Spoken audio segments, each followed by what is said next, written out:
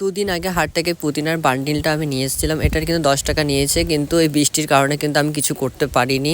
আমি ভেবেছিলাম যে এই বান্ডিল থেকে মানে অনেক অনেক চারা তৈরি করবো। আগের বারও কিন্তু আমি অনেক অনেক চারা তৈরি করেছিলাম।